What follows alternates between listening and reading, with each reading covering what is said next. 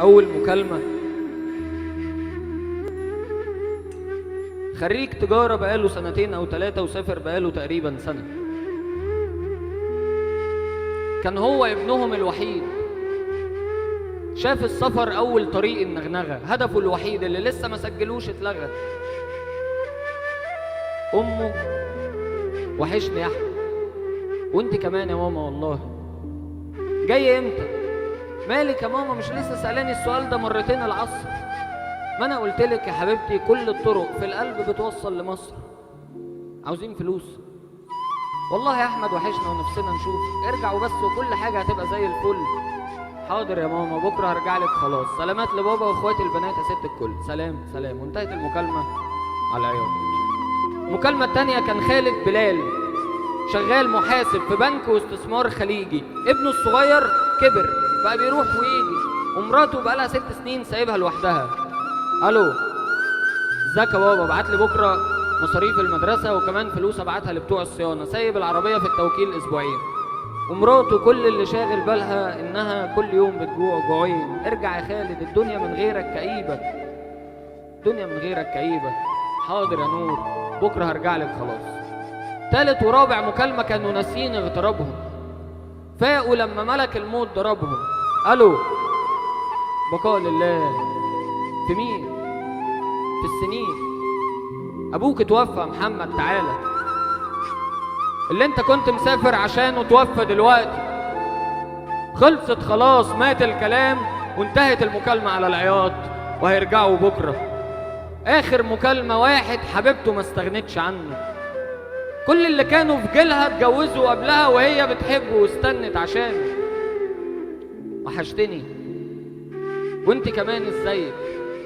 زي ما قلبك سابني بنفس اللهفة، هانت هنزل بكرة خلاص، وساعتها في حضني هينشف منديلي. أول ما أصحى من النوم يا حبيبتي هحجز طيارتي واجيلك. كل اللي سافر كان فاكرها فلوس، 2 3 وتتعدل حالته. زي اللي ماشي طلع له عفريت من الفانوس، أول ما وصل الشغل كان كتب استقالته. ساب اللي ضمنه عشان كان قليل ورايح برجله وطول الطريق راضي. دعك الفانوس وعينه بتطلع قلوب، وساعتها عرف ان الفانوس فاضي. يا ريتني ما مشيت من البلد دي وفضلت قاعد هنا وزرعت ارضي. 4 سنين في الغربة ما وصلتش لحاجة، ضيعت عمر بحاله علشان الكشات. 4 سنين وانا لسه في دماغي السؤال، ايه اللي ممكن احققه لو شغفي مات؟ ده انا كنت جاي للبلد دي بقلبه مفتح، لحد فجأة في عيني ما دبل الورد اللي فتح. طلعت فلوسي كلها ملهاش اي قيمة، طلعت فلوسي كلها ملهاش اي قيمة قدام خبيزك يما والاكل في صحونك، قدام ابويا وحكمته ورده السليم. مستشفيات البلاد اللي بره كلها ما فيهاش علاج للوحدة والوحشة اللي فيا. انا نفسي انام على فرشتي واقفل عينيا من غير ما قلبي في صدري يوجعني. من يوم ما جيت للغربة دي وانا كل حاجة في عيني مش زي ما كانت. الفلوس مش كل حاجة والجري هو الجدعنة. ما شفتش اخواتي ماشي في ال3 سنة وحبيبتي لسه بتتسأل انا جاي امتى. في ناس كتير انا سبتهم على الامل وهم وقفوا في ظهري وساعتها اختاروني. في نغزة كل ما تيجي في قلبي يبقى بيوحشوني. رجعوني لاهلي مش عايز فلوس، رجعوني لبيتي وولادي وعيالي. حد تاني يجي ويسافر بدالي. الغوا اي عقود عمل، اسحبوا التأشيرة، امنعوا الاختام. لو كل حاجة كانت قيمتها فلوس تقدر تقولي القعدة وسط عيالك بكام؟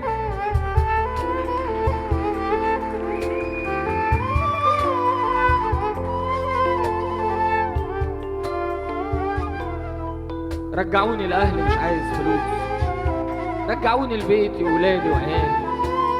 حد تاني يجي ويسافر بدالي.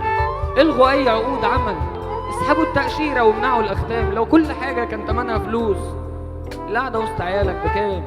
النومة في سريرك، الوقفة على الشارع بتاعكم، القعدة بالليل على القهاوي، الجري في الحجز الخماسي. انا قلت بس بفكرك لو كنت ناسي، بدلة الغربة مش جاية مقاسي. الدنيا لو بره البلد دي ناوية تشتي فلوس انا ابقى واحد من اللي هيشيلوا الشماسي. انا جوه بلدي في فرقتي بلعب اساسي. الغربة زي الفقر في الاخر كلها نفس المقاسي. مش هكمل هنا وراجع لاهلي، انا سبتهم وطوعت جهلي. ملعونة أي عمارة في خيالك بنيتها ورسمت عيشة جديدة ونسيت القديمة. الغربة دي قدام حبيبتي وحضنها ملهاش أي قيمة، هي ما استغنتش ثانية. كل اللي كانوا في جيلها مخلفين دلوقتي مش فارق معاها. أنا لازم أرجع وأعيش اللي فاضل وسط أبويا وأمي في البيت القديم، جنب أخويا ونبقى كتف في كتف، أبقى ظهر وعزوة لإخواتي البنات. دلوقتي أنسب وقت للفوز بالحياة، في حضن عشت سنيني مستنظر لواه، في خروجة لسه ما رحتهاش في القاهرة، أو قعدة حلوة الفجر في ستانلي، أو سهرة حلوة وبعدها نحلي مع ناس كل الحاجات اللي لازم نعيشها، مع ناس بتحفظ ملحها وعيشها. ما انا مش لوحدي، الناس بحالها ظروفها مكتفاها، وانا امي مهما بلف في الاخر عمري ما الاقي حضن في الدنيا في دفاها. 5 قاعدين في شقة في دولة من دول الخليج، قفلوا المكالمات باتفاقهم للنزول بكرة. طيارة طالعة من المطار العصر، تقف الساعات والعقارب وبينتهي الامل الاخير. أول ما بتقول المذيعة العالم بحاله بيقفل الطيران، بينتهي الأمل الأخير في الرجوع على مصر. كان صوتي عالي وكنت متعصب شوية، ولقيت ساعتها سواق التاكسي كان ركز معايا، عينيه جت في عيني أول ما بصيت للمراية. قال لي الحياة والعمر مش لعبة، علشان تضيع لحظة في مكان مش مناسب. نزلت شنطي ورحت للشباك ووقفت أفكر يجي ساعة هناك إيه اللي ممكن أحققه لو شغفي مات. كل اللي دار في دماغي كان فعلا في وقته، قبل ما يسرقني العمر تقريبا سرقته. وفي داهية كل الغربة قدام النعافر. سأل الموظف مرتين اختم لك الفيزا، في التالتة قلت له استنى انا مش مسافر، انا مش مسافر.